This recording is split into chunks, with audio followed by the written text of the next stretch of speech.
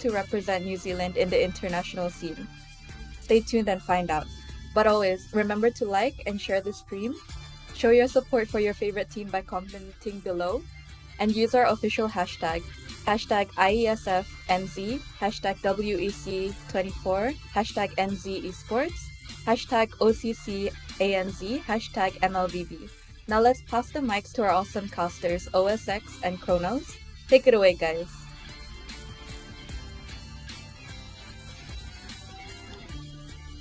Hello! Yo guys, what's up? I'm checking in if I am seen or heard. Hello. You are. Am I? Okay, here we go. You guys, what's up? Good afternoon or whatever. Good morning. Wherever you are in the world right now, thank you for tuning in. And if ever you can see me, well, welcome to the IESF Qualifiers right here in OCC. And where's my partner?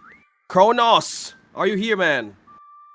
OSX. You got that energy going. I got that energy going, brother. I think we're pumped, and I know for a fact the crowd is gonna go crazy because we have two big teams going up against each other. And let's not forget, this is the IESF World Esports Championship qualifiers, right? The winner represents the country, represents Oceania in the World Esports Championship in Riyadh. That's gonna be happening in Saudi Arabia later on in the year. But for now, guys, for those of you who are watching, my name is Kronos. Obviously, you just heard OSX, who's going to be casting beside me, and I think we're just ready to break it down. Get ready. I think the teams are hungry. It's a best of 7 OSX, and what do you think is going to happen right now? In a best of 7, we've seen, or I've witnessed a lot of teams make different adjustments per game. And I think what's important for these teams to actually have a great start is to have that first momentum, especially when you have it in the very first game. I think in 7 games, possibly that could happen. I think you want to get that best foot forward just in case things might go wrong, because in a best of 7 the losing team can actually be in a winning side or a losing side. But if you want to have that consistent way of winning, you start with the first game, don't you think? Yeah, absolutely. It's about that momentum, right? For best of 7s, like you mentioned, you've seen a lot of things go up and down. It all comes down to these small, minute changes, and you never know. The first one to pull out their trump card will be the one to come out on top, because momentum is going to be a key factor, especially in a 7-game series, a long, grueling 7-game series where mentality comes into play. You need to have the strong mental going, and of course, the one with the first game, the first victory, is definitely going to have the upper hand. It's going to channel into this big snowball that the other team might not be able to stop, just because they'll be afraid of certain power picks that might be coming in from the other side. And if any of the teams have some sort of a play that they want to make, it's going to be now, or it's now or never. So at this point, it's all or nothing for both teams. Yes, it is game 1, but it's still, it all comes down to the fact that you want to get that momentum going in your favor. So if both the teams are hearing me out, you got to know, guys, you got to get your pocket picks out. This is game number 1. No better way to make a statement here in this IESF World Esports Championship qualifiers. And I think we're pumped to get right into the game. What do you think, OSX? We should jump right in? I think we should.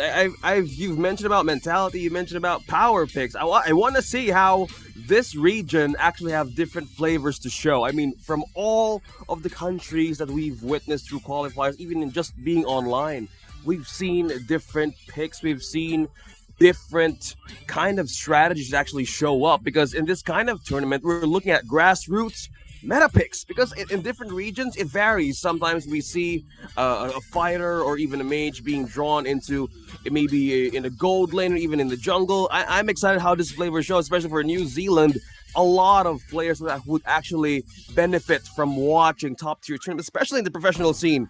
A lot could actually show, but I'm really interested in having that unique flavor that they can offer in this qualifiers. And I like how you mentioned, about the specific region in general, and looking at the meta that's been going around throughout the world. And like you mentioned, we've seen a lot going on in different regions, a lot of top tier MPL countries, a lot of the B tier tournament countries, a lot of the A tier tournament countries. We know that we've seen a lot go out throughout, and it's how it's channeled out into different metas with the current patches taking into place. So how well with the country of New Zealand, or how well the region of Oceania actually adapt to this current meta that has changed with the recent patches that have come through? And also, how are they gonna make an impact and show what they have? Like you mentioned, the grassroots meta picks, right? That's something that not everybody knows. Because yes, there's an overall meta, but at the same time, there's something that you favor, something that you've been playing for such a long time. And when it comes to these, I think this region might actually have a surprise for us, not just as casters, but at the same time, I know we love and have passion for the game OSX. And looking at that, I think we don't know what to expect at this point, and that's why I'm so hyped up about this. I'm so pumped, and I know for a fact that it's going to be an exciting best of 7 series. But before that, I think we have to confirm the 2 bans that'll be coming in from either teams. And I think I can't just wait for that, because I see a Ling and a Harris band that's up and ready coming in from one side, and Xborg and Roger from the other. So looking at the bans, OSX seems like it's a little bit of a meta ban already, except for that Ling that I'm a little preemptive ban. You think? Could be specific, because if we want to talk about focused on the grassroots elements or being in the meta right now, I had a game yesterday. Like right now, the assassin picks in this patch favors them so well, but in the Philippines or in other side of the country, especially in Asia, it's all about the utility that you want to give out. And if you want to go assassin, you have to build a composition that could actually work just in case things might go wrong. Yeah, I felt a bit of frustrations about the Ling. Again, it could be a double-edged sword. If ever you missed out on the purple, or you missed out on invading a purple of the enemy camp, things could actually be not in your way. And if they have a strong capability of an early crowd control or a great crowd control, especially with the Mathilda, things could be in favor for the opposing team. Because if we want to talk about the Xborg, the Roger, well, I'm excited how this kind of bans would actually turn out in this kind of series. Because if they're focused on the Harith, yep, it's the red side assignment. If you might see in some of the games, Harith should be banned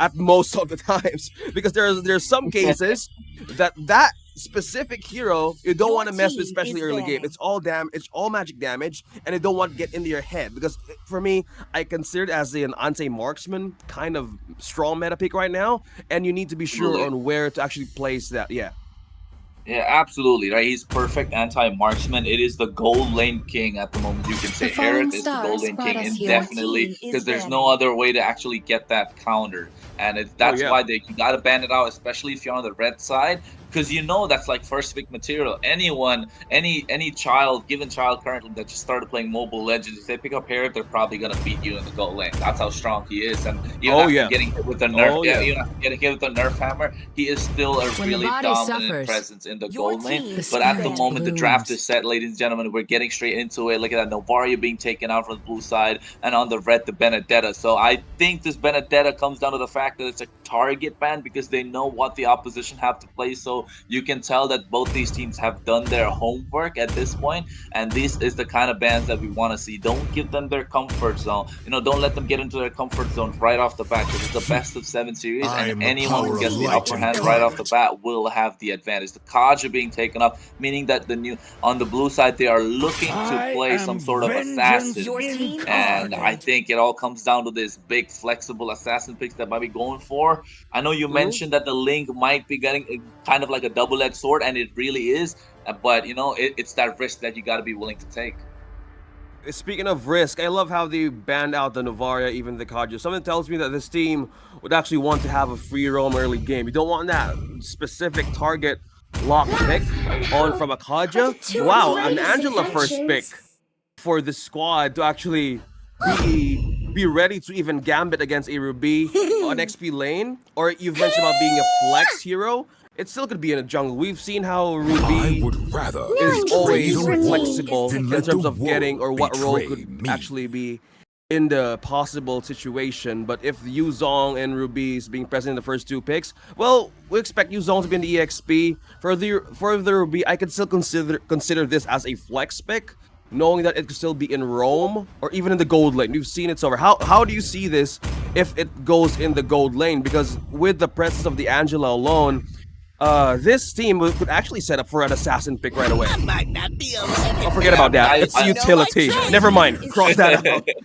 I like the Ruby pick, like you mentioned. It can be flexible in the gold lane, yes, but it all comes down to these next few picks and how they're gonna get targeted, right? And now if you take a look at the other side, they already got the Rizzler. I like to call him the Rizzler, right? He is the one that's gonna dive into the back line, be in your face entirely, gonna wave his hair, trying to show off his skills, and this is the Rizzler that's gonna be annoying. Groovy Groove is gonna be running this at the moment as we see, and Noob Master 69 gonna be picking up this Barrett. Yes, the Barrett's got hit with the Nerf Hammer. He's not as strong as we thought he would be.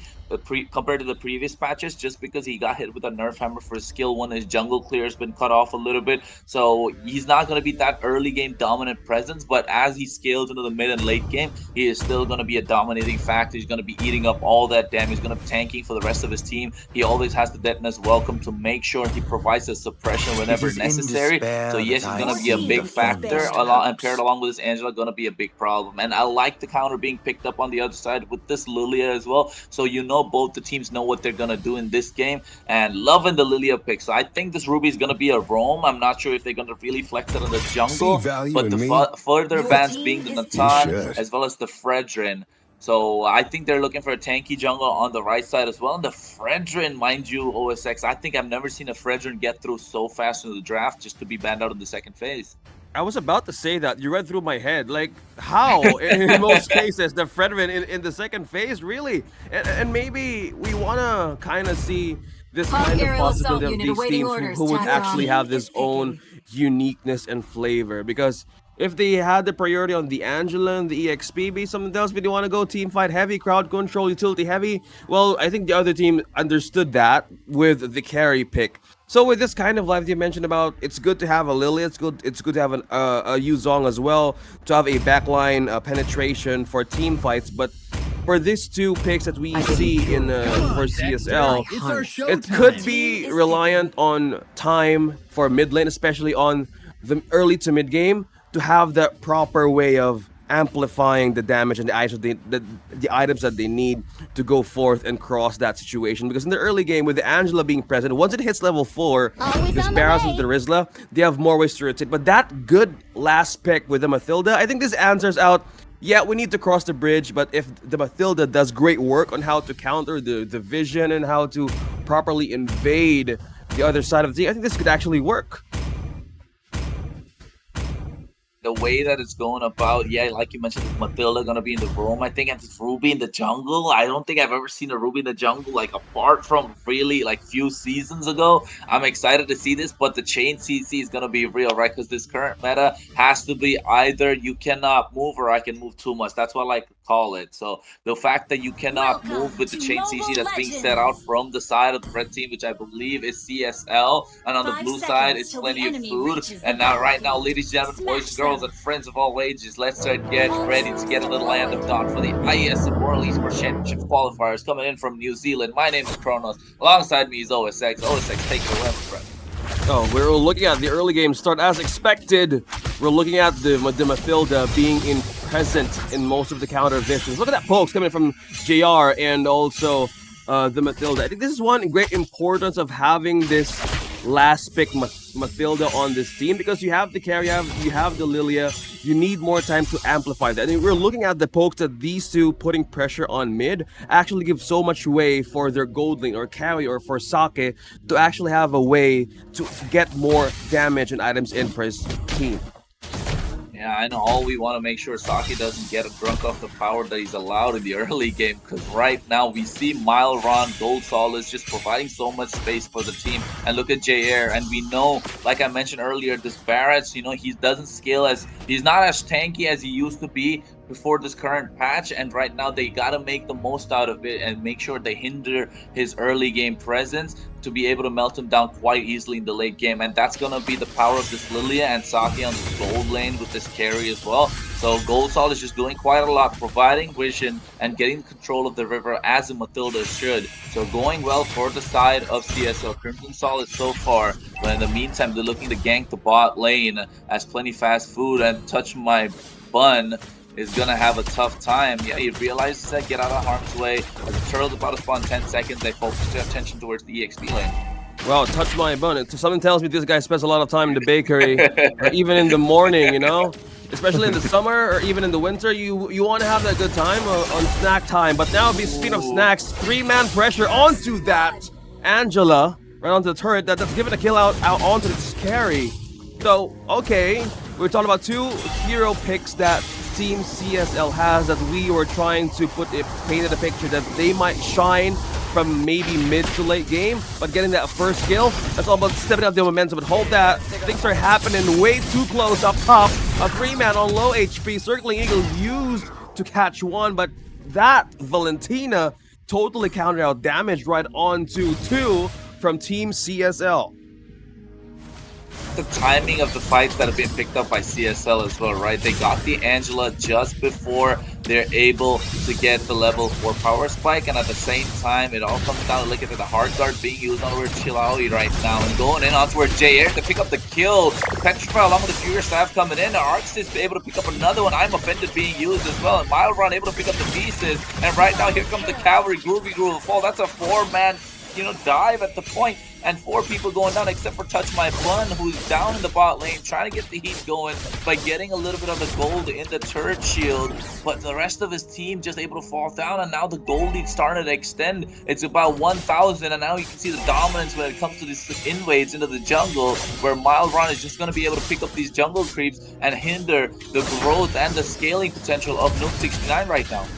Scaling potential, let's talk about team fighting capability. Looking back on how that team fight went, that was one of the problems that needs to be addressed by the other team, because if you look at how the composition goes with the Barrett, the Angela, is more likely could be ending at reactive. Hold that, certainly connecting to 1. Touch My Bun, looks like it'll be 1 heck of a heart guard. It's gonna save him out of that possible takedown, but CSL with the pressure and Sake cutting out the lanes as well. Looks like this is purely pressure being continued by CSL. Momentum slowly building up for this team.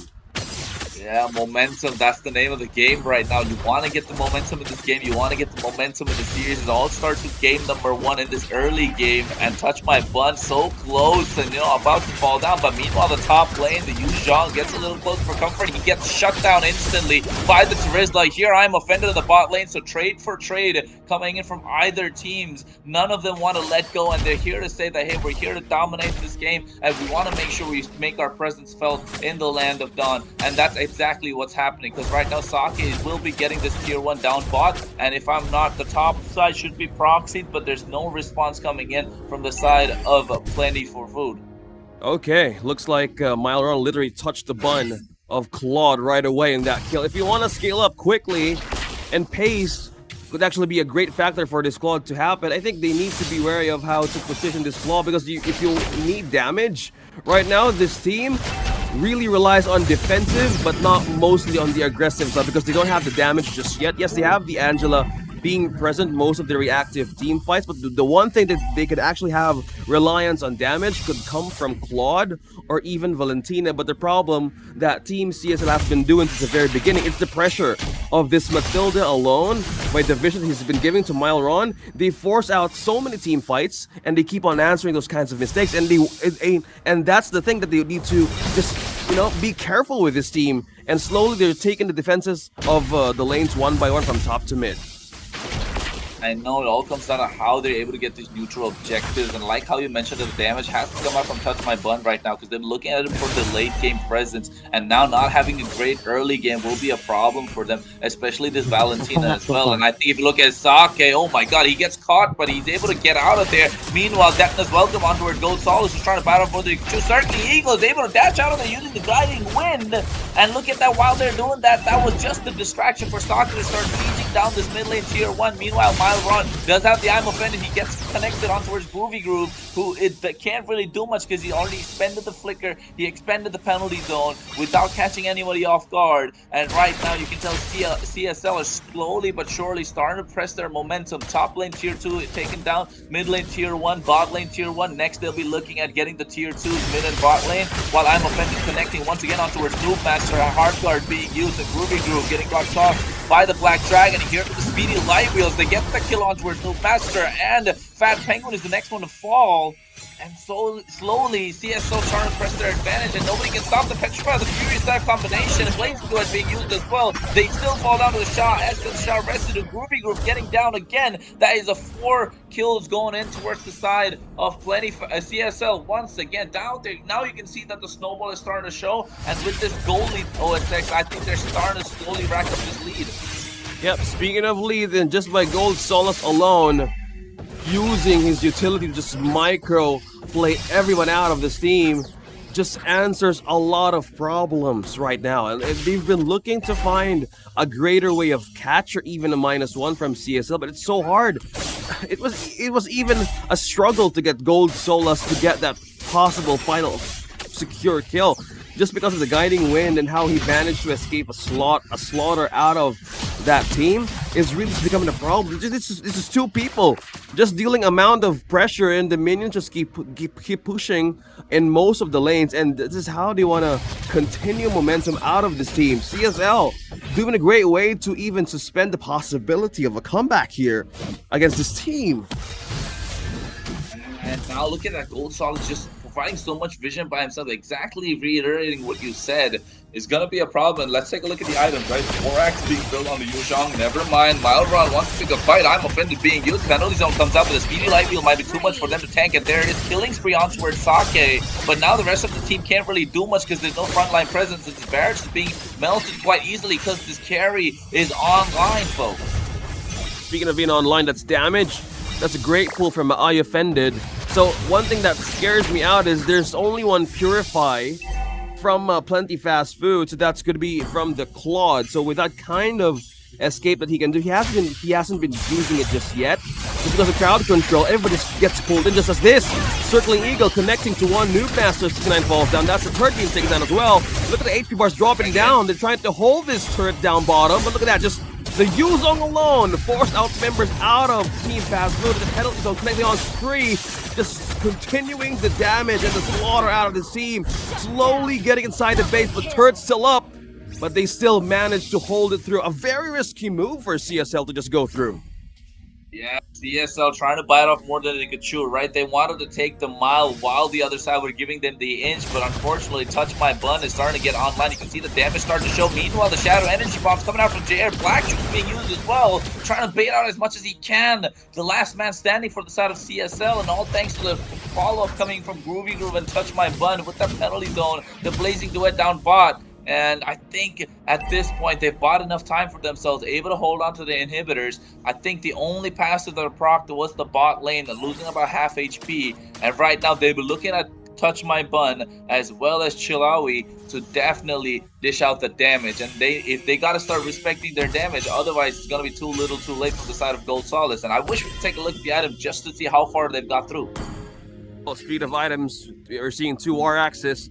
1 Golden Staff, 1 DHS. So speed of online damage is slow. It's really being so present for CSL to actually fight back. But one thing that's coming into my mind, that they were trying to engage right onto the last 3 inhibitor turrets of Team Fast Food, but it was kind of a risky play that they want to press even in that moment, because I was kind of thinking where do you want to have this -1 right away, because if that was a perfect execution for Claw to just keep on using that Blazing Duet.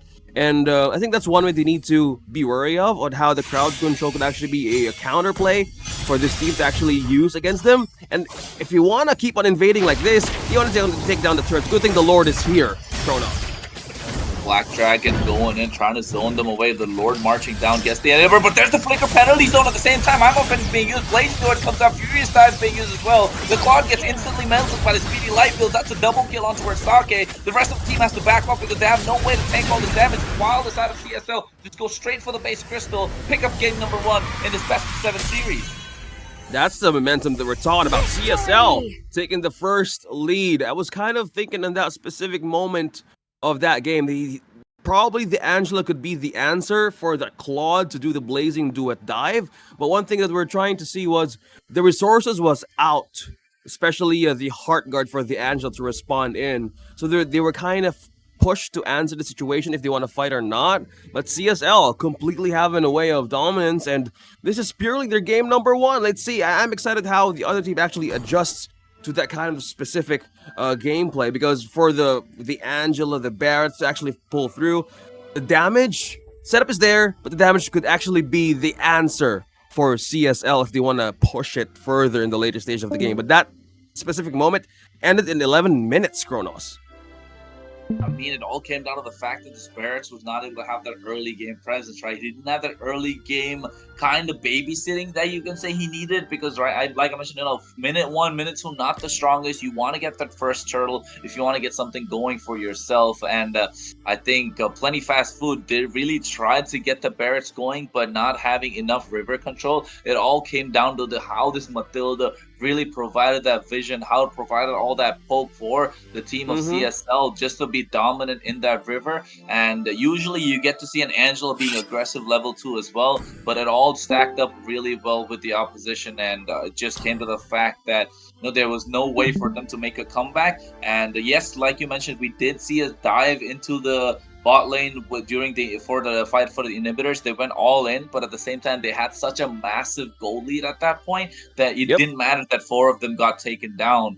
And now it just comes to show about how we'll be going into the next game, because we know for a fact it's a best of 7. Plenty Fast Food need to go back to the drawing board, chalk up a new plan, and bring something else for us to see. Because right now, if this is the way that they're going about getting countered in the draft a little bit, they might have to look at what their game plan is and maybe change it up a little bit.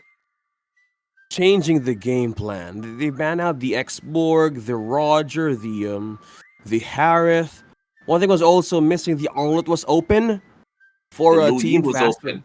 Louis was open. A lot of great power picks to be open, and yeah, with that specific pick that we saw from that game, from the very first time that the draft happened, it was kind of like focused on either the EXP or even the jungle. We rarely see Fredrin being banned in the second phase. So from that moment, I kind of felt like maybe this is their own way of doing their own flavor, because every grassroots tournaments that I actually witnessed has a different flavor that actually works for themselves. It could kind of look messy or different on some people who's watching the stream right now, but in most cases it works for them.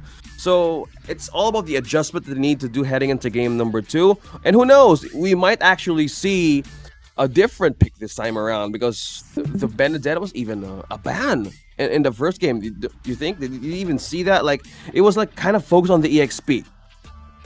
Yeah, I agree with what you mentioned about the flavor, right? Because it is a grassroots tournament. It's regions that are not so well known, but trying to make their presence felt globally. Definitely have their own meta, their own comfort picks that they're much more reliant on. And that's why we saw this Benedetta ban coming out. And I know we don't see Benedetta bans often, but I think when we see it, it's those respect bans, knowing that they can't really do anything to a Benedetta. And mind you, OSX, and mind me as well, because we know for a fact if you're a good Benedetta, there's no possible way you're going to catch that one, because eye for an eye, instantly you get a reverse CC'd, and next thing you know, the entire collapses on them. So I think that's the fact that they're gonna watch out for. So maybe they're still gonna go for the Benedetta ban. But I think when it comes to having a lot of these hero pools open, they have the Louis, the Arlot that you mentioned, the chip that's open, just got buffed recently, providing so much pressure around the map, that's always available. There's the Fredrin that was let through quite easily. That's not supposed to happen most of the times, because if you want to be and compete against the top, be the best team, especially here in New Zealand, I think for a fact that you gotta be not letting these power picks through. You gotta pick them up. You gotta make sure you utilize them at the most. And also in the gold lane, quite a lot of changes have happened. The Herod was, yes, it's banned out, but at the same time, Tan was also led through the second phase. That's something that can be picked up later as well. So Roger banned out, yes, a given. But at the same time, they need to find a little bit more flexibility on their side. Edith was left open, that's slowly making its way back into the meta. The Lapu Lapu is available if they have that in their arsenal. So we know there's a lot of picks that are available. It just comes down to the fact that whether these teams are able to think about that particular way to approach the draft, and not just tunnel vision when getting into the game, saying that, hey, there'll be a problem with the Benedetta, there's no way to counter it, maybe we don't know what's going on exactly. Look at the Ling, the Moscow being taken off, the Xborg, and the Roger. What do you think, OSX? Ling, yeah, we're seeing it twice now, and also I like the ban of Moscow as well. So with this 4 choices of bans that we see, this opens up the Harith. So I'm thinking of a great way to counter the Harith, either from the Moskov, the Natan, or something that it can reach the back line or hold them off. So I think most of the choices that we might see in game number 2's draft could still be a race of stealing the power picks. With the Harith being present here, I have this kind of certain feeling that it might show up, or maybe Team CSL gets it for themselves, because if you want to talk about having that free way of team fighting and pairing it up with a Minotaur or even a Mathilda, things could actually work out with the Harith. So let's see, we're in game number 2, and draft could actually be a different change for Team Fast, but they need to get those food up and get the energy up and running, because it could be a different adjustment that we might see. The adjustment we want to see for sure, because if they're not going to change anything, they're just going to run it back. It might be a problem. The Barracks being taken off the table by Team CSL this time. What will play? I mean, I forgot. I think it's PFF. Let's just keep it as PFF, their name, right? I play fast food. I believe that's what their team name is. Let's just keep it as PFF for now. But I think we want to see. You gotta give up the ban. You gotta ban the Harris. You cannot leave it open. Yeah, I was about to say. You gotta respect that Harris and take it off the table. Because if you do, you're just asking for trouble at this point. And on the other side, the Yu Zhang was good. The Natan being taken off, understandable, because when it starts scaling to the late game, he kind of does true damage after a certain point. So it just goes to show that they don't want to deal with that late game presence. Now the other side, what are they willing to give away? The Fredrin is still available. The Arlot's up for grabs. The Matilda is still there. The Angela's available. A lot for them to pick from. They go for the Tigreal. So they don't want to pick any. They don't want to get caught in team fights. Understandable, but now you just leave the entire board open, right, OSX? Yeah, open for the Louis, or open for the Fredrin. What more? We are open to see more of the Arlot. Oh, a very early Yu Zhang pick. Maybe someone tells me that this is so much beneficial in their team fights, because most of the skirmishes we see from game number 1 was mostly the pressure from the back line, and maybe they want to just be consistent on that, but it was kind of a bit too early to even start, because if power picks, we've been trying to paint it here at the very beginning that a lot of great power picks could actually be used. We kind of forgot about the health Kurt. That could still be a possibility, but okay, Vexana and Kufra. Yeah. Who needs power picks, right? Okay, show the flavor out. I'm liking this Vexana first pick, but the Kufra a bit too early, because there's still a slot for the ban. I mean, Diggy's still open if you want to use it against this team. So you need to be careful on how you want to attack this second and third pick. What do you think? True love. Yeah, I mean, not just the Diggy, even the Minotaur is open, right? I like the Carmilla coming. I like the Carmilla. I like the Faramis. I like the draft, the way that CSL is going about. Yes, they went for an early Yu Zhang pick, but I think that's just to secure Arxis, just because how much of a factor he was in game number 1, diving into the back line, being a problem with this Black Dragon, make sure his presence is felt, and just be on top of Chilawi and touch my bun the whole time. So making sure that the pressure is still on for in game number 2. And Groovy Guru once again pick up the Terizla. He did a fantastic job in game number 1, able to cast them with the penalty zone, able to cast them with the flicker. I like that, but like you mentioned, once again, this Kufra coming out a little too early. Vexana is a great pick as well. Just this Kufra a little too early. Maybe they just rely on Fat Penguin to give those big setups, those big time revenges, the big rages, convert into something. But right now, every time they try to dive in, there is that big Nether Realm, along with the Curse of Blood from the Carmilla, which could be the big difference maker. The Fredrin being taken off the table. I mean, there's a possibility of this Carmilla going to the roam, but the Fanny being taken off. So they're trying to know, they're trying to bait out. They figure out that the other sides possibly want to go for a Fanny. And I've seen some OSX. I've seen some great Fannies here in New Zealand. While casting the OCC, I saw an absolute monstrous Fanny, right? So I don't know if he's playing this game, but I'm about to say, I think, they're trying to cook something up from the side of CSO.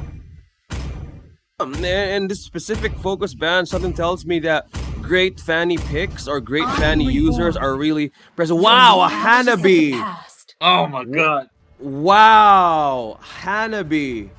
Never in my life that I've seen this kind of chance to cast a game with a Hanabi inside of a tournament. Wow. I'm loving the OCC region right now.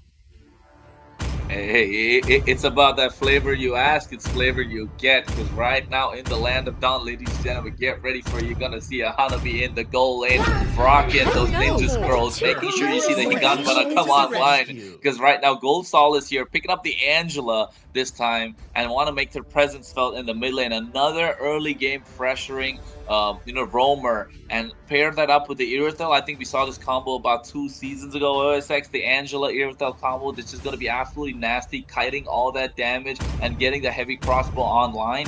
And on the other side, now they need a jungler. Are they gonna, there's so much available. There's the Boxia, not really favorable, but they go for the Lancelot. No Master 69 with the Assassin being pulled out in game number 2 in this best of 7 series, the IESF World Esports Championship qualifiers from New Zealand between CSL versus PFF.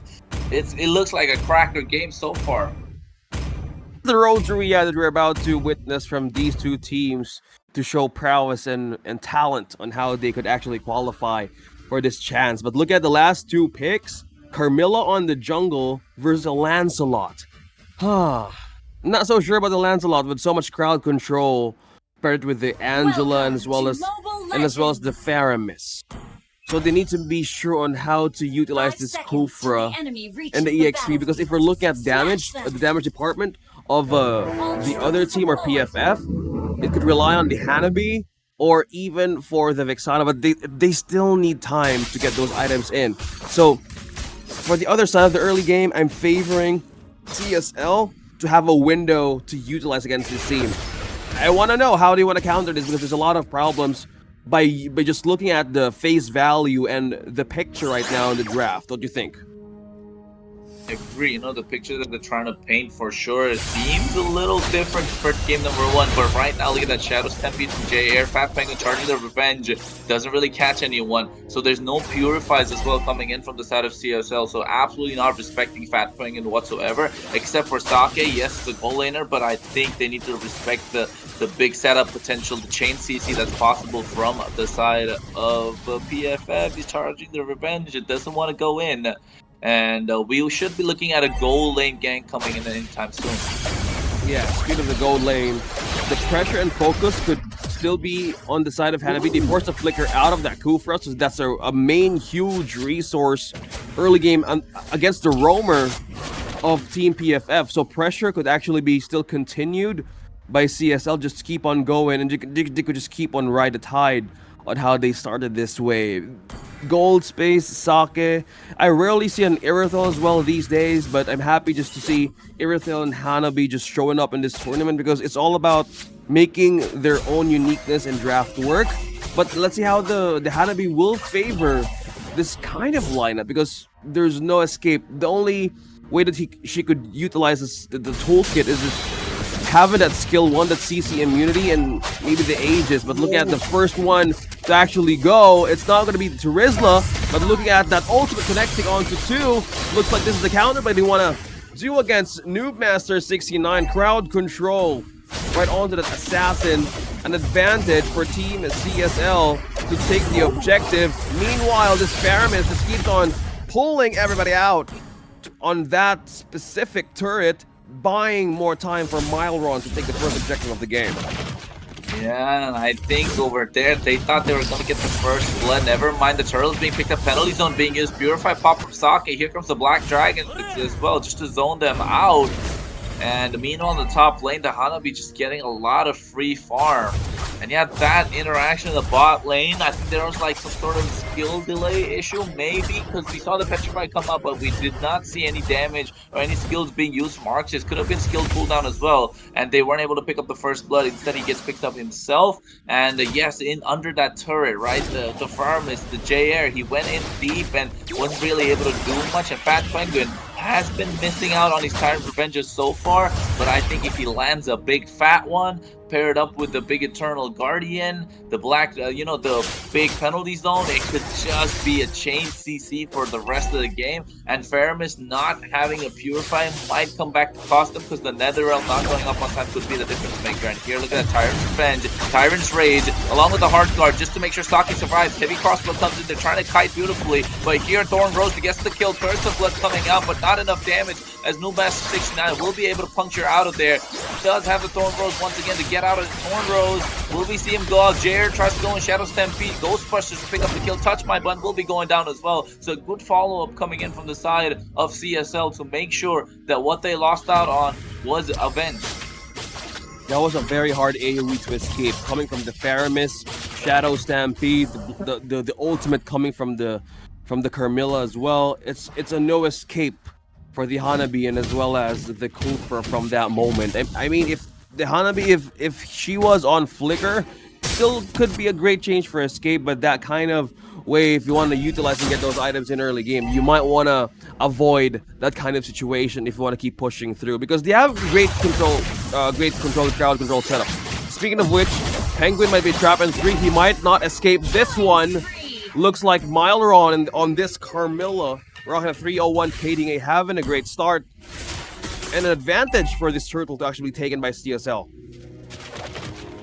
I think the advantage is starting to slowly rack up inside of CSL. The goal lead about 1,000 right now. And look at that, they're already pressing in their advantage, going in the opposition jungle while the jungler picks up the turtle for themselves. The retribution to pick it up. Every crossbow. Sake going so aggressive with the hard guard on him. He knows he's kind of unstoppable at this point, because he has the penalty zone coming in from Groovy with the flicker. Netherrealm to save the team, but here comes the Black Dragon, the cavalry. Will we see the damage come out? That he got doing so much curse of blood, a little late to the party. But right now, Fat Penguin has been missing his entire vengeance. Will we see Touch My Bun survive? No, he does not. But we'll take down the other side, Arxis, in return. So 2-for-2 trade coming in from both teams. And I think this is where we see CSL trying to, get a little ahead, get their heads a little big. They need to be a little more disciplined when it comes to these team fights, because they have the advantage. They don't want to be giving it away. That's the most important word for this kind of situation. The discipline of CSL needs to come through, because that kind of penalty zone, that groovy groove, he really knows how to groove that penalty zone right onto 3. Ooh. Considering that damage just came from Touch My Bun or even from Noobmaster, I know at this point it's not enough yet, but what if they can buy time and get those items in right away? So that's kind of like a picture of danger for Team CSL to actually not make it happen. Though there's consequences in those kinds of team fights that they wanna keep on doing, or might wanna respect the situation that they're still growing their numbers. Because if we look at mid to late game, I think that Hanabi or even that maybe Lancelot could actually shine. It depends how the Vexana would actually prioritize the item. And hold that, 3 might be pressuring Penguin, but he won't escape the fact that there was 3 trying to take him down. Eternal Guard was used to hold off, but it wasn't enough to buy him time for escape. Looks like JRA on this Faramis is chasing down 1. Looks like 1 who's stunned out. Chill out, escapes, but use the flicker as a response. CSL putting pressure, giving so much advantage on this objective to be taken away. This objective has been the name of the game for the side of CSL. They've been able to pick up both the turtles so far. They're able to get to these neutral objectives, and right now Black Dragon being baited out so early. Maybe they're going in for a re-engage, and right now Tyrant's Revenge being charged up, waiting for the right opportunity. Too late. Shadow Stampede, but the flicker penalties on Groovy Groove has been a monster on this Charisma. Curse of Blood coming out, but look at the damage that's being racked up at the same time. They can't really sustain, and now there's no way to follow up. Noobmaster going on towards JR, but JR, he will just not survive thanks to the Phantom Execution. Meanwhile, in the backside, Groovy Groove will fall towards Myleron, and Myleron also being a tanky jumper, taking a little too much damage. Right here comes the cavalry. Sake is there to dish out the damage, and the kill once again on towards Myleron. 6-0-3 on a Carmilla. And now for sure they'll be relying on Touch My Bun once again to provide the damage in the late game. But OSX, I think it might be too little too late, because this Irithel is definitely online. And on a snowball with a lead of almost 5,000 for Team CSL. Myleron having a 2-3 trade. They still win that kind of skirmish. They keep on forcing out resources, especially this purple. Looks like they're trying to hold this one through, but will it make it though? The question is, Hardguard is also sustaining the fight. Look at the damage pouring out of the Airfell. Just keep on doing it. The RC is taking out Kufra out, making a double, taking out Hanabi as well. And looks like Two's gonna be trapped from the old of the Carmilla. New Master is now burning out a slither of health. He might gonna be in trouble, but he's still safe. Oh no, he's not. Oh, he got down. He got down. Completely taken out of the picture, and Chillout is left. And also Terizla. He was so close and making it back alive. Yeah, I mean, the plays have been made, right, from the side of PFF. They're able to make the plays. The Terizla, oh my god, Groovy, if ever so. He's been so great on the Terizla. The flicker penalty zones have been on point. And Noobasher as well. He's able to cast the right targets. But I think it's Arxes that's making the difference. That's the problem with that first pick Yuzhong we saw, right? OSX, we were talking about how early it is, but I think it's working for them. And that's what we like to see. And Chill Out here as well on this Vexana being a difference maker. It just comes down to the fact that if Fat Penguin is able to land the Tyrant's Revenge, he's been missing out on it quite a lot. If the timing is there, the Tyrant's Revenge maybe added up with the flicker and that big fat clap we love to see. I know I'm a Kufra player myself. I love to have that big fat clap come out. And look at that penalty zone going in towards on Sake. The Purified Curse of Blood comes out, and there's a hard guard to provide the heal as well. Fat Penguin, he might go down. He misses completely. Just catching Natalia, who's not even in the game right now, and gets taken down himself. And CSL are slowly pressing their advantage as the Lord marches down the bot lane. 2 flickers used, and if you wanna be an effective Kufra with the old combo flicker, you might want to save that. But it was the timing that was missed by PFF to actually use against CSL. Now Lord's pushing down bottom. This kindly 10k gold lead by CSL. Now pushing through the inhibitor turret down ball. Looks like Black Dragon Force going to be used to just distract the back line, but Groovy Groove and as well as Noob Master can't do much about it. In this last inhibitor turret down bottom, base is open.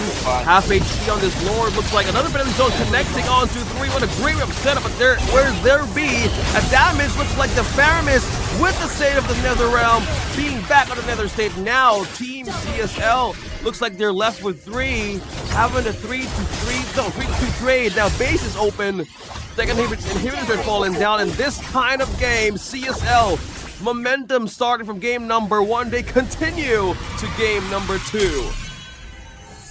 As you get 2 games in this best of 7 series, the snowball is starting to get really big. Will PFF be able to make that comeback? The Hanabi relying on it. Yes, didn't have a great game, didn't have a bad game either, but I think it came down to the fact that not enough space was created in the early and mid-game phase, and this game being even faster. OSX, that previous game, if that was 11 minutes, this was about 10 minutes 58. So around the same time, the game is being ended, so they're looking to end the game with the first Lord itself. So they need to find a way to be able to defend, and of course Sake just being a difference maker with this Irithel. I know you mentioned we don't see this Irithel often, and I did as well, but when it is up for grabs, and if someone with an expertise like Sake is able to pull it off, yeah, it goes to show what this hero can do. It's maybe not the hero, maybe it is the player at that point. But right now, I think CSL definitely have the upper hand, 2-0 in this best of 7 series. And the side of PFF better have a game plan to make that comeback, because they were doing all right. They had the setup. It just didn't work out. They need to find better picks on the table. Yep. Speaking of better picks, they still want to keep on trying this assassin pick. I still commend the team who would actually still want to push that kind of meta right now, because again, it favors the assassin so much. But if a team who's heavy on crowd control and utility, I think that's one way of being tested most of the times, don't you think? Because you might want to have a great follow-up. If you want to have an assassin around you, you need to be on a momentum, on a snowball, and how CS will maintain that early game momentum and pressure. It was kind of hard for them to actually see a perfect way for the Kufra to be utilized. I mean, you're a Kufra player. You would know that game-changing plays happen in the most crucial situations. But in that specific case that we saw light from that Kufra, the damage wasn't present just yet. But time also wasn't even in the favor of Team PFF. But if that kind of situation went in a longer pace, say for example later stage of the game or the late game, they would still have an advantage, don't you think? Yeah, they would have the advantage, and like you mentioned, that how they're looking at picking up the assassins and making the difference with that. And like you mentioned, having that Kufra as well, they did have a slight bit of an advantage in the late game, just because they had enough CC and no Purify on the other side. So yes, things were in their favor. Just the timing of their engages just wasn't right, and Fat Penguin really needs to start getting those fat ultimates right, because he's been missing out on these engages every time he tries to go in, set up something for his team. At one point, we saw Touch My Bun do a lot of damage with the Gunbana up top lane while CSL were trying to get a little too aggressive. But at the same time, they gotta find an answer, and they need to. That answer has to come up from the fact that they need to win either the goal lane or the EXP lane, because losing out on both sides just puts so much pressure into the jungle and the mid lane, which could be a big problem. And once again, when we take a look at the bans, the Export, the Roger being banned out, along with the Ling and the Herod. So CSL banning out Ling and Herod, and the side of PFF taking out Export and Roger. Similar bans. Nobody wants to deal with the Roger. Nobody wants to deal with the Export. The Ling and Herod being taken off the table once again. So just goes to show the Moskov is still left open. The Benedetta wasn't really banned out in the previous game. And so we're just waiting to see how this draft is about to go down. But OSX, don't you agree? They got to make some sort of changes and when it comes to the approach in their draft, because if they don't, it could be too little too late for them. Well, if the Xborg, Ling, Harris, and Roger is banned, I think you might want to consider getting the Barretts right away, because if you want to talk about counter for face value or heroes, well, that's what you might want to take out of the picture, the Xborg, a perfect counter for utilities. So either they might steal something out, depends on who's gonna be in blue side or red side, because advantage might come on the priority. I think Team CSL knows how to utilize utility and as well as how to make crowd control lineups work, especially in this kind of meta. It favors them most of the time, but for the assassin picks, you need to have a great way of a roundup to make it actually work. If they want to push in with this kind of Lancelot pick, well, Hellcurt is still open. We also might see, we even saw Alpha being present in the professional league, so a lot of things would actually show. Depends on being in the blue side. So now we're looking at our screens, we're looking at PFF having the priority this time around. So let's say I'm excited if they want to change things up a bit. You mentioned about the adjustment. So what if they go utility this time? I want to see utility. I want to see the Fredrin, right? The Fredrin's always being led through, and I don't think it should be. If the Fredrin's available first pick, I'm pouncing at that one. Not just me, a lot of other people. I know you as well, OSX. You see the Fredrin open, hey, I want to play the Fredrin. Give me that Fredrin, because it's going to be such a big difference maker. And finally, we get to see like a Matilda ban come up. I'm not sure if this Tigreal is the way to go, but seems like they don't like it. And CSL ban out the Fanny. They're trying to sniff something out. Realize that, they still have a Fanny player that has to be respected. So don't want to deal with that and take it off the table. And right now, this is what I'm talking about. You got the Fredrin, and yes, the Angela's there, but you don't want to give away the Fredrin. He's such a strong pick. And for those of you who are watching, don't forget to like and subscribe to the stream, right? And make sure you show your love out to the OCC as well as the Oceania region, because this is the IESF World Esports Championship qualifiers here in New Zealand. My name is Kronos. For those of you who don't know, alongside me is OSX. We're going to be casting and bring you this action for today in this best of 7 series. And for those of you who are just joining us, CSL are already 2-0 up against PFF. The first pick this time being the Faramis. I like the Faramis.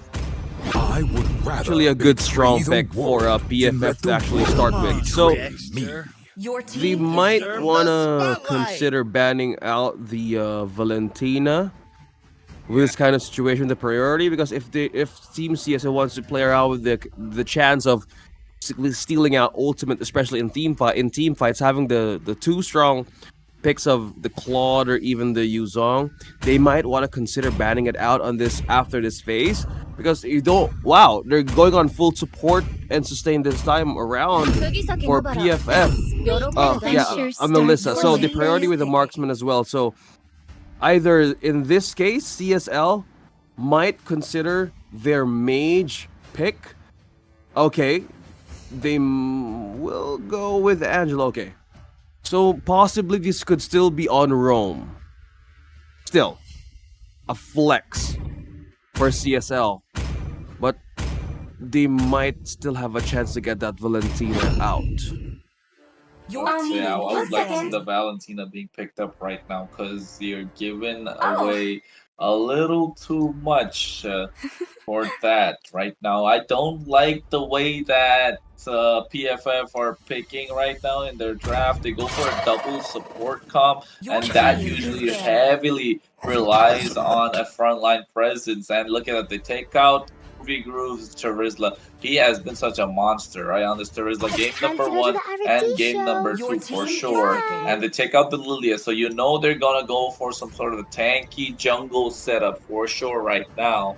And on the other side, the Nolan is available, so we haven't seen the Nolan, and Malron pulls it out this time, realizing that it's a double support comp. You just need to get an expansion, fracture, boom, and you get the kill for sure. Now on the other side, have the Ling open finally. The Ling's not being, but Ling was banned out. And Ling was banned out. And Amon is good, just got a recent buff. I think the Julian still makes the difference, but yeah, they need a frontline presence. I'm about to say, surprise, surprise. Finally, we get to see a friend being pulled up. And the Minstar is picking from Groovy Groove. So they're really pulling out all the guns. They're pulling out all the stops right now. This Minstar could actually be in mid or even the EXP. Given the fact that they want to, well, just go with the Fred on the last pick. I rarely see this kind of moment, but it's a good adjustment. Again, for Team PFF, because they're up against a Nolan, it's an assassin. So if now they're playing with crowd control, and this could actually be good in their lineup with the Mincetar and also the reach of the Melissa. And we have the global heal from the Florin as well as team fighting, extended team fights from the Faramis. I think they want to answer more of the problems that happened in game 1 and 2. But having that last pick, Vexana, adds up more on the backline penetration that they want to do against this Melissa. So let's see how the layering of skills will go. Since there's Yuzong, there's a Claude, I think this is a better draft adjustment overall for PFF. Yeah, it is a better draft adjustment, but for sure I still don't like that double support because they're relying heavily on touch my bump once again, putting all eggs in one basket, right? But folks, let's not forget this is the World Esports Championship qualifier for the IESF, the road to Riyadh, in for New Zealand between the two teams. CSL who are already 2-0 up against PFF. My name is Kronos, alongside me is OSX. We're bringing this action once again. Game number 3 in this best of 7. As you can see, the leash for the junglers have already begun. Yep, and also this is hosted by OCC Australia, and this is looking really good for CSL, where they're scored 2-0 in this best of 7. After looking at how they want to start the jungle right now, the priority of these two teams would actually go in the gold lane, pressure and also build momentum for their marksmen, Claude and Melissa. I think that's one important thing to have an investment with, especially if you're up against a Claude. Could be a mid to late game win condition. But if you want to amp up this Melissa, early game wise, you have the Floor and you have the Faramis. But the CSL really wants to counter this kind of window. They have half HP on this Faramis, and they're pushing more of the vision they can get. And that's the first one off-cam kill up top in the EXP, and the Faramis falls. They secured the pick of Arxie. This Yuzhong, I think he had Yuzhong all 3 games, been an absolute difference maker when it comes to team fights and the early game presence as well. And utilizing that, I thought he was about to get the red buff. I swear I thought Gold Solace was about to get the red buff and just missing out there. No Master 16 able to pick it up. I was just surprised at one point, but look at the top lane, just zoning away the Mincetar entirely. And if they render Groovy Groove useless in the early game, it could be a big factor and it could be a big difference maker for them in this mid to late game phase, because now without the frontline presence, it's going to be a difference maker. This is what I'm talking about. No Master 16 already being taken down early. That's 2 kills going on towards the side of CSL, and CSL don't have so much of a late game. It's all early game pressure, and they're starting to rack that up. And PFF better have an answer, and better have an answer quick. Looks like they want to go in fast. CSL just continuing the pressure they have. Now, having the advantage of the first objective onto this game, the Angela and the Vexana now level 3, almost approaching level 4. It's now a big no-no contest for PFF to have to just be in par with the CSL. Looking out how that Arxis or even Uzone zones out members of this team right now, it's just so scary to see. Look at this. That Faramis, and wow, perfect Eternal Guard set. That's a 3-man knockup. Now CSL following up what they have started. The Blazing Duel entry. What a perfect way to seal it under the defenses of PFF. But that kind of pull that Faramis and Shadow Stamping doing the work. Taking out a kill, and that is the claw of CSL. A great way to still survive that onslaught. Yeah, it was 3 minutes into the game, and you see the Claude getting so aggressive already, so you know he's definitely confident. Sake, once he gets confident, he gets that snowball going. We saw that previously with the game on his Irithel, and right now with this Claude, I think nobody likes to see an early game Claude. That's why he's a late game monster. But here, there's the go away, and right now they're trying to get some damage going, but the Cuddles and Muddles combination enough to zone them out, as Sake is here to join the party once again. Meanwhile, on the top lane, Arxis gets taken down off camera kill, going in towards Groovy Groove, if I'm not wrong, or was that Chill Out? But at the same time, it just comes down to these clutch ultimate uses, and the Netherrealm, the mid lane, was there to make a difference. Sake going in for the Blazing Duets, Bloom coming out, provides the heal. Meanwhile, off-camera kill once again, they take out Chill Out this time. Oh, the Appraiser's Wrath, no Master 696, Hard Guard coming in towards fast play over here. Sake, will he be able to survive? BMI is in play just to get out of there. He gets caught. No, he does not. Will he be able to get out of there? He's so close right now, and Sake is able to survive thanks to the Hard Guard. He pops the vengeance, but still he's in. Oh my god! No, he's not. He finally gets taken down with the Ghostbusters and the Shadow Stampede that comes out from Chill Out. They're really playing with fire here, CSL, but at the same time, the side of PFF are not able to take the advantage. Well, looking at those two takedowns against this Claude, clearly Team PFF is happy with that kind of trade. But if we look at the gold economy right now, it still favors CSL. So they want to keep on making those risky plays, and since they want to buy more time for the gold lane to activate that early, well, look at the Melissa not having a death just yet. He's probably banking on items. He has the corrosion side now, so in team fights they have a way to counter out the defenses of CSL it has right now. So the advantage will still come for the second objective, but they have a way to utilize with the Angela. Look at Noob Mass and Touch My Bun. They could be in trouble. Black Dragon form now being used to take down the Melissa out of the picture, and Penguin as well falls. That Vexana doing the work. That's a 3-man down with no trade at all. CSL an advantage for pressure and a takedown right away. That was a good Black Dragon. Arxis has been on point with this Yuzhong. He has been the difference maker. Very consistent throughout this series. It's only game number 3, but it's been so consistent, as well as Groovy Groove in the EXP lane. I think both the EXP lanes have been doing well, but the Claude here, Sake with absolute confidence, walking in and out whenever he wants to, and Myron doing the same on this Nolan. Look at that, Sake is so aggressive with the Blazing Duet along with the Vengeance. Shadow Stampede is there, but they get back off, and now they get a double kill onto her JR. Meanwhile, at the same time, Groovy Groove has the King's Calling. And able to survive, but that's the triple kill onto versus JR. They want to go for a little bit more. Will we see the Maniac come out? No, but there is enough damage to show that they are here to take this game by storm. 5,000 goal lead at the moment, marching down the mid lane, getting the tier 2, and they want to get the tier 2 up top next as well. The Lord is going to be spawning soon enough. It's only 6 minutes into the game, but right now CSL are definitely pressing their advantage and making their presence felt in this game, in this series. Yeah, CSL is really here to play, having the advantage of push takedowns. Looking at the KDA right now, and even the gold lead of CSL has built since the beginning of this game. They're just continuing the tide of putting out defenses out of PFF's hands. If they look upon the magic damage or even the damage potential of a late game win condition, it could come from either from the Mincetar or even for Touch My Bun, but this is just completely the pressure they want to keep on doing. Another turret taken down bottom, and now they're left with 3 inhibitor turrets. CSL using the advantage with the lead at 7 minutes. This kind of XP that Myleron has against Noob Master 69, that's 3 levels ahead. The gap of these two junglers is just a great, massive difference. And now they secure this last third of this game, and they have more ways to secure more resources out of PFF. like you mentioned, that level difference coming in, just showing that it's a big factor. Nolan going in for that. He gets caught with the King's Calling. There's no hard guard yet. Balrog will be able to get into the expansion just to make sure he gets out of harm's way. Meanwhile, Sake has been so confident. He jumped in with the BMI into the base crystal of the opposition. JR gets caught, able to flicker out of there. And once again, Sake, you can see the confidence that he's playing with. He doesn't really care who's there to stop him. He's able to BMI in and out whenever he wants to. He has the hard guard to help him out. The Blazing Duet to dish out all the damage. And if you have a late game marksman that's playing so aggressive in the 8-minute mark, yeah, it's looking bleak on the other side. Look at the recall taunts coming in, the TP being shown.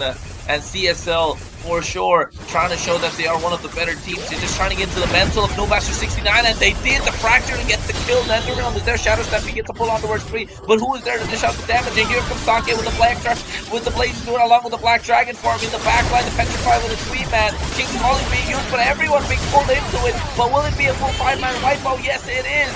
And that's the Maniac going in towards JR. Will we see the Savage come out? Because the minions are marching down the mid lane. No Lord being secured, but still, there should be a possibility to end the game. But Nomaster 69 is able to make it back alive. But look at that, Malrun goes to the Fracture. He picked up the kill. And oh my god, CSL are on the hunt, on the aggressive. They're going for the base crystal. They do not want to waste any more time. They want to take this game by storm. 3-0 up in this best of 7 series. OSX, I know you're surprised, and so am I.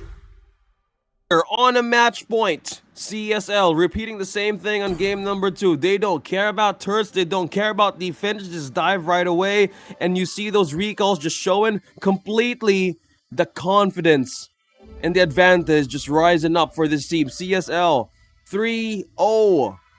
And that is just completely their momentum that just been ridden from game number 1. It's all about the start that you want to do in the best of 7 series.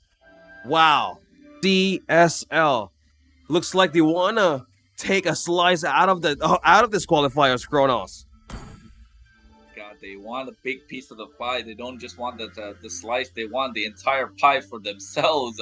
And OSX, it's been an absolute monstrous game. And I love the way you take a look at the stats. Sake has just been an absolute monster. Milron as well. The entire team, and Arxie's just being there at the perfect time to provide the dive whenever necessary. Just goes to show that they're not just here to compete, but they're here to take this tournament by storm, win the entire one, represent New Zealand on the big stage. And they're definitely showing up right now just to give a show for the viewers and us casters as well. And at the moment, I think it was just such a dominating fashion. They won all 3 games.